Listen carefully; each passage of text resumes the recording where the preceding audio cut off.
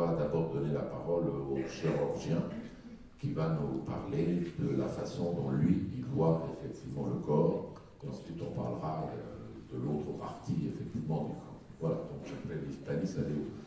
Il va là-bas, non pas par se mettre en évidence, mais parce qu'il y a une question de film, il faut pas l'oublier. J'aime bien me mettre en évidence aussi. Mais... On fait les deux. Je vous rassure, il y aura pas de... Il y aura très peu de philosophie dans ma présentation. J'ai ici ce bac en plus en philo, donc... Alors, la question qui m'a été posée, c'était de ma vision du corps, et donc la vision d'un chirurgien qui essaye de soigner, qui guérit quelquefois, pas toujours, et quelle était sa vision de ce corps aujourd'hui. Alors j'ai voulu juste en introduction vous mettre un petit texte qui est une des visions de la chirurgie, une vision très négative de la chirurgie. Et donc voilà, vous pouvez le lire, les bougres avaient la manie d'opérer n'importe quoi, n'importe comment, hernie, otite, verrue, kyste, tranchées qu'ils voulaient tous, chirurgiens. C'est bien à remarquer dans la vie ordinaire le grand jeu qu'il est en, grand guignol, que ça saigne, pantelle, ose sans faire du tout du dodé, et l'évidence même que la chirurgie ordinaire, bien impeccable, bien officielle, tient plus qu'un peu du cirque romain. Qu'il se lance, qu'il le programme, il a le don, la chirurgie est son affaire, il a l'étoffe du grand patron, les dames, connes, excusez-moi du texte, connes et sadiques comme pas, pâmeront rien que de lui voir les mains, ah quelles mains, godfolles, supplient, râlent, qu'ils leur prennent bien tout et vite, tout leur bulle, leur dot, leur utérus, leur essentiel et les nichons, les éventrent bien, leur retournent bien le péritoine, les évitent, lapinent, toutes leurs tripes bien dégoulinantes, tout leur bazar, plusieurs kilos, plein de plateaux. Dernière diapositive, sacrifice humain bien tartuffe, mais que les victimes en redemandent, autopunitifs comme pas, qu'on leur coupe tout, nez, gorge, ovaire, beurre des chirurgiens, charcutier de précision, horloger. Tiens, vous avez un fils qui se destine, se sent-il réel assassin, inné, le vieux fond anthropopithèque, décerveleur, trépaneur, cro-magnon, excellent. Des cavernes, et sa conclusion, formidable assassin chéri, sacrificateur de mon cœur, Landru, Petiot d'Académie. Ça, c'est écrit par un écrivain qui malheureusement fait l'actualité aujourd'hui, mais qui avait le sens du mot et qui donne une vision de la chirurgie. Cette vision de la chirurgie, qu'il faut se voir aussi dans ce film, ce célèbre film de Terry Gilliam, Brasil. Il y a cette femme qui n'arrête pas d'être opérée tout le temps et qui dit « je crois que ma complication a une petite complication » et qui n'arrête pas de rentrer dans ce circuit-là. Et puis ça peut être aussi des dessins humoristiques où on voit toute cette violence de la chirurgie avec le sang, avec le chirurgien qui s'énerve apparemment, et ça donne pas trop envie de se faire opérer. Et j'ai même mis cette diapositive qui n'est pas du tout une diapositive montée, qui est une diapositive qu'a utilisé un médecin dans un congrès scientifique pour expliquer ce qu'est la chirurgie. Ce qui donne une idée de la vision des médecins qu'ont les médecins de la chirurgie, où il y a une ambiance de boucherie apparemment. Et donc ça c'est le côté un peu de la chirurgie où finalement le corps est secondaire là-dedans. Le corps est secondaire. On a un boucher qui n'a aucune considération pour le corps qu'il opère, il a uniquement des intérêts techniques, le plaisir d'enlever des boules, hein, on dit toujours tiens on va enlever une boule, une tumeur, donc technique, le plaisir de contrôler, et ça je crois que c'est un sujet important, de contrôler et d'avoir du pouvoir sur ce corps, puisque il y a une anesthésie générale, le chirurgien peut faire finalement ce qu'il veut, si on fait des raccourcis un peu rapides, il a le permis de tuer. Et puis financier, parce qu'on le lit dans la presse, les chirurgiens gagnent plein d'argent, c'est bien connu, et que finalement tout ça, c'est du plaisir pour le chirurgien, et le corps du patient est bien secondaire. Et d'ailleurs, j'avais fait cette diapositive, et puis après j'ai essayé de chercher un peu dans la littérature, et j'ai trouvé cette thèse, dont le titre parle de lui-même, Dieu n'est pas chirurgien, et dans l'introduction, la personne qui a fait cette thèse de philosophie, c'est une thèse de philosophie, donc ça doit être sérieux, dit finalement qu'il n'était motivé que par la performance technique, leur réputation, voire le profit, ou les trois réunis. Voilà une vision de la chirurgie possible, Et voilà une vision du corps pour le chirurgien qui est possible, qui est très négative, mais que certains peuvent avoir. Certains peuvent avoir, notamment par jalousie peut-être. Et les chirurgiens, par exemple, pensent que les médecins sont jaloux des chirurgiens et qu'il y a une séparation entre les médecins et les chirurgiens. Et les chirurgiens sont fiers d'être chirurgiens, mais les médecins sont peut-être jaloux. Donc ça, c'est déjà une relation un petit peu curieuse, un petit peu conflictuelle. Et finalement, il y a beaucoup de médecins, ou on pense, nous, qu'il y a beaucoup de médecins qui diraient, finalement, le chirurgien, c'est un crétin, on lui a juste demandé d'enlever une boule, d'enlever sur ce corps, nous avons décidé, le chirurgien est là pour enlever la boule, et il n'est pas là pour poser des questions. Ça, c'est une première réflexion, et cette vision négative, elle est aussi peut-être sous-tendue par le fait que le chirurgien, il est maître à bord pendant l'opération. Peut-être ça énerve, la jalousie vient aussi peut-être de là. Mais en tout cas, il y a cette relation qui n'est pas l'essentiel du métier dans un hôpital, mais qui existe quand même. Qui existe cette relation, notamment entre anesthésiste et chirurgien, qui n'est pas toujours facile. Et puis après, il y a le gentil chirurgien. Si vous suivez les séries américaines, il y a des beaux chirurgiens qui sont gentils, qui ne font jamais d'erreur, qui ne s'énervent jamais, qui ne gagnent pas d'argent. Et ils sont représentés sur ces images-là. C'est des héros, ces chirurgiens. C'est des héros qui sauvent des vies. C'est des héros évidemment pleins d'empathie pour le patient. La seule obsession du chirurgien, c'est de soigner et sauver des vies. Ils exercent un métier difficile, mais ô combien gratifiant. Ils partagent la souffrance des patients. Et finalement, chaque opération que fait le chirurgien, c'est une souffrance horrible pour lui, puisqu'il a un patient, et le corps, c'est le plus important que le corps, c'est le patient, et finalement, la maladie du patient est une épreuve pour le chirurgien. Et dans ce cadre-là, ce héros, entre guillemets, moderne qui est le chirurgien, le corps, pour le chirurgien, c'est très important. Il ne le sépare jamais du patient. Et que finalement le geste technique de chirurgie n'est que secondaire par rapport au projet global qui est de soigner le patient, de le guérir et de s'occuper de lui. Et finalement on peut se poser la question de dire, on peut rigoler du début là, mais ça existe peut-être quand même en partie. Il y a un côté noir dans cette affaire-là. Et que finalement le chirurgien il est peut-être un peu des deux dans cette affaire-là. Et donc juste comme introduction, je me suis posé la question quand on m'a demandé de faire cette présentation qui m'a beaucoup effrayé parce que c'est pas du tout mathématique. Je me suis dit finalement, c'est ma vision que j'ai du corps, peut-être que je vais peut-être pouvoir répondre pourquoi j'ai voulu devenir chirurgien, pourquoi devient-on chirurgien, pourquoi veut-on faire des opérations sur des patients, sur des êtres humains qui est quand même un métier un peu curieux. Et peut-être que la réponse expliquera peut-être en partie la vision qu'on peut avoir du corps. Alors toujours une référence cinématographique, c'est MASH, un film de Robert Altman qui a eu la Palme d'Or à Cannes en 70. Moi en 70 j'avais 9 ans. Le film je l'ai vu peut-être 2-3 ans plus tard. Et je suis devenu chirurgien parce que j'ai vu ce film. Et MASH, l'acteur qui joue là, c'est un chirurgien militaire qui dit des grossièretés toute la journée, qui court derrière les infirmières, qui opère comme un dieu et qui joue au golf. Et ça me paraissait la quintessence de la vie, en fait. C'est quatre choses. Et donc je me suis dit que c'était peut-être ça qu'il fallait que je fasse comme métier. Mais c'est pas totalement faux. Mais derrière ça, si on essaie de répondre honnêtement, pourquoi on veut faire chirurgie, pourquoi on veut faire médecine, et pourquoi surtout on veut faire chirurgie. On en a parlé tout à l'heure avec les lycéens, c'est que ce métier de chirurgien, sur le corps, il a une impression d'action sur le corps. Le traitement d'une hypertension artérielle pendant des mois, des années, pour nous, chirurgiens, ça a moins d'impact sur le corps que d'opérer le patient. On a vraiment l'impression d'agir directement sur le patient. Et donc ce travail qui est aussi un travail manuel, c'est essentiellement, en grande partie, un travail manuel. On a la satisfaction du bel ouvrage, du travail qui est bien fait. Et donc ça, c'est aussi, c'est peut-être de l'ego, mais c'est aussi important d'avoir ce travail sur le corps dont on peut se dire finalement qu'on a la satisfaction de l'avoir fait, bien fait ou pas bien fait. Et que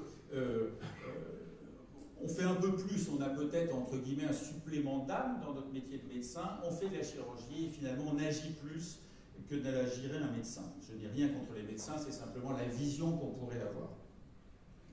Et finalement, les réponses que j'ai faites là, elles sont en relation directe avec le corps. C'est-à-dire qu'on veut soigner un corps de ses propres mains.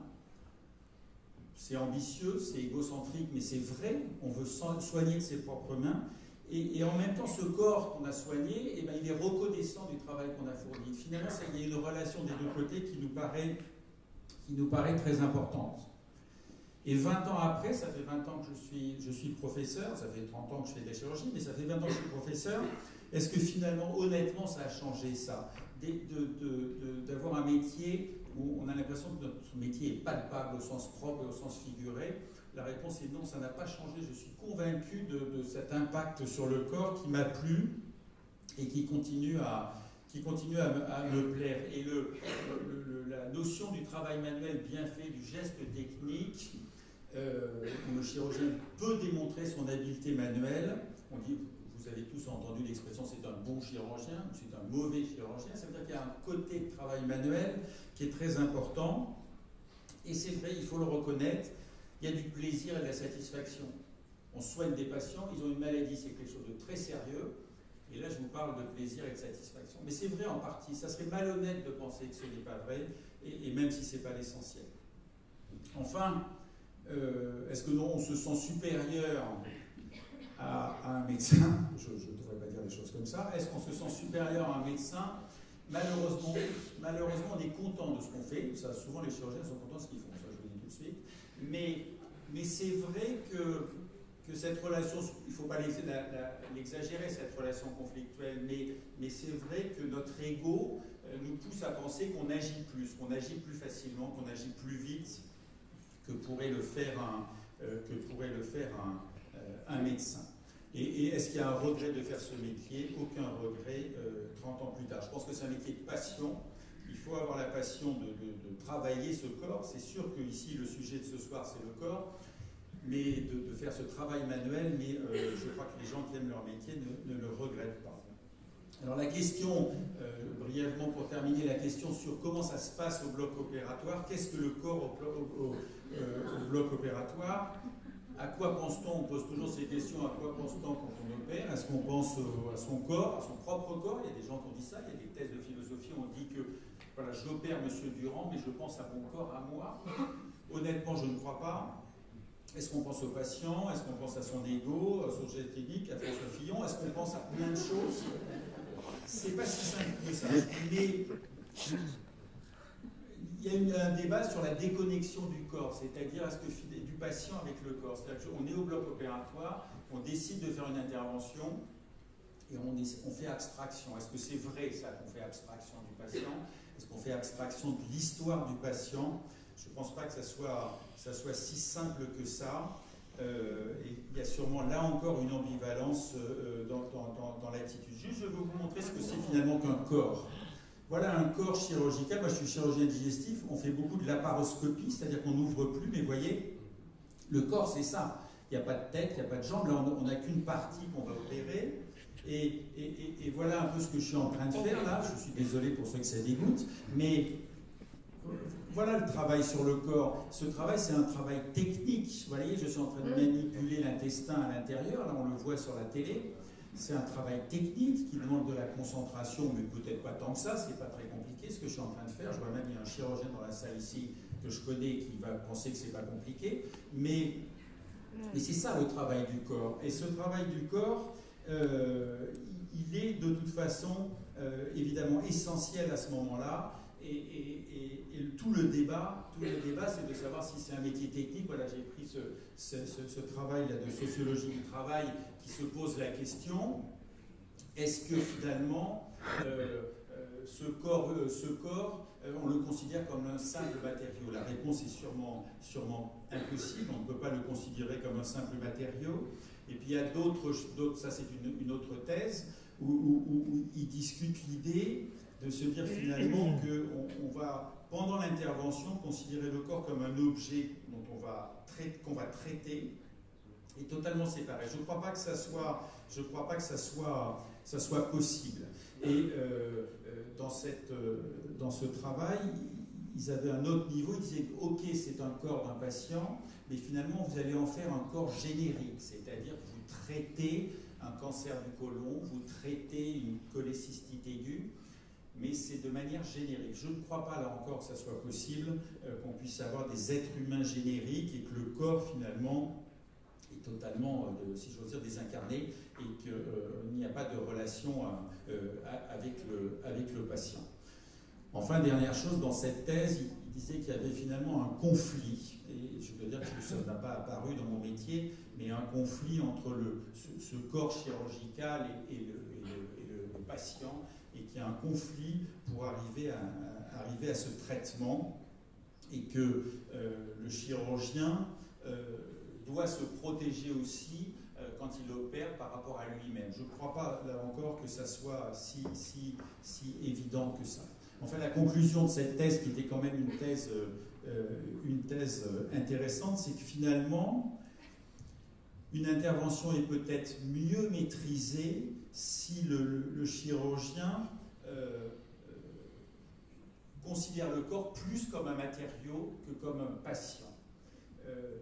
Je reviens un peu au début, je crois que c'est entre les deux, c'est-à-dire qu'une opération bien maîtrisée doit considérer que le geste technique sur le corps est très important, mais de considérer qu'on ne fait que de la poterie et qu'il n'y a pas de patient là-dessous, ce n'est pas vrai.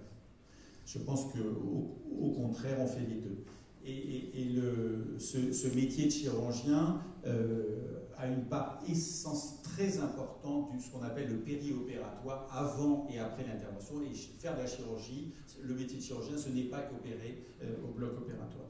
Donc en conclusion, sur cette petite introduction, pourquoi devient-on chirurgien et qu'est-ce que le corps pour le chirurgien? Je crois que clairement et honnêtement, les chirurgiens sont contents d'avoir un travail sur ce corps et un impact fort sur la santé du patient. L'amour du travail manuel sur ce corps, c'est une réalité, et là-dedans va rentrer du pouvoir, va rentrer du talent, va rentrer de la compétition. Je sais faire cette intervention, ou ce chirurgien sait faire cette intervention, ça rentre dans le débat, évidemment. Et que si le plus jeune ne sait pas faire, ben moi je sais faire, donc j'ai du pouvoir sur lui, c'est une certitude. Mais c'est l'intérêt aussi du métier. J'ai marqué grandeur et misère de la chirurgie. C'est que c'est un métier où on donne beaucoup. Vous avez vu, là j'ai marqué l'espérance de vie du chirurgien de 66 ans. C'est une enquête de l'INSERM qui est sortie il y a 2 ans. Ça m'a un peu effrayé, je ne vous cache pas. Mais c'est une réalité. C'est-à-dire que c'est un métier où les gens donnent beaucoup. Mais c'est pareil, on donne beaucoup, mais on reçoit beaucoup. C'est-à-dire que c'est une énorme satisfaction. Et je crois que la relation entre le patient et le chirurgien, et son chirurgien, est très important. Parce qu'il y a à un moment donné, on a donné son corps, on lui a fait confiance, et donc si ça marche, il y a une énorme reconnaissance, et si ça ne marche pas, il y a peut-être une souffrance du chirurgien, parce que le corps n'a pas pu être soigné. Donc le chirurgien, il connaît très bien son patient. Je suis toujours ulcéré quand je vois de temps en temps dans certains journaux de penser que le chirurgien est un technicien qui ne connaît pas ses patients. Je pense qu'au contraire, la relation elle est quasi fusionnelle avec le patient, du fait, comme je vous l'ai dit, que le patient confie son corps et donc sa vie. Donc ce n'est pas un objet, le corps du patient n'est pas un objet, c'est un corps malade qui souffre, et on le sait avant, on le sait après l'opération, peut-être que pendant l'opération, on va peut-être se faire l'abstraction pour faire le travail technique, le travail sur le corps, et donc il y a sûrement un détachement relatif, mais ça n'empêche qu'on pense tout le temps qu'on soigne un patient. Alors juste dernière diapositive, le côté obscur du chirurgien, il faut la voir, c'est d'ailleurs les critiques sur la chirurgie. L'ego surdimensionné, s'il y a ces notions de pouvoir sur les internes, sur les infirmières, sa responsabilité lors de l'intervention, le pouvoir sur le corps des patients, ce fameux permis de tuer. Et puis je trouve aussi, c'est une question que je me suis posée, je ne sais pas si elle existe dans la philosophie, une question que je me suis posée, c'est que c'est pas normal d'arracher des organes, c'est pas normal de faire saigner les gens. Il y a beaucoup de violence là-dedans. Et je me suis toujours posé cette question, et j'ai d'ailleurs pas trouvé de réponse, mais peut-être qu'on va pouvoir répondre pour moi. Est-ce que c'est pas quelque part une façon de canaliser cette violence? Et que finalement, ce travail sur le corps, on le fait parce qu'on est autorisé, puis c'est pour la bonne cause, que quelque part, peut-être, on canalise un peu sa propre violence. Enfin, la réalité de ce métier, donc comme je vous l'ai dit, c'est que l'acte opératoire n'est qu'une partie du métier et que l'énorme satisfaction, c'est quand le patient sort de l'hôpital et qu'il va bien. Il y a une célèbre blague pour résumer ce côté noir, c'est quelle est la différence entre Dieu et un chirurgien. Dieu ne se prend pas pour un chirurgien. Et en fait, c'est une thèse de philosophie qui a abordé ce problème-là, qui a essayé de se poser la question. Mais ce qui est important aujourd'hui en 2017, c'est que le chirurgien n'opère pas tout seul et que finalement, ça réduit, j'ai mis un peu entre parenthèses le risque de se prendre pour Dieu, c'est qu'on est en équipe et que ce travail sur le corps, c'est un fantastique travail d'équipe. Et c'est ce que j'ai essayé d'expliquer aux lycéens, que c'est un métier de passion et que c'est un très très beau métier. Je vous remercie.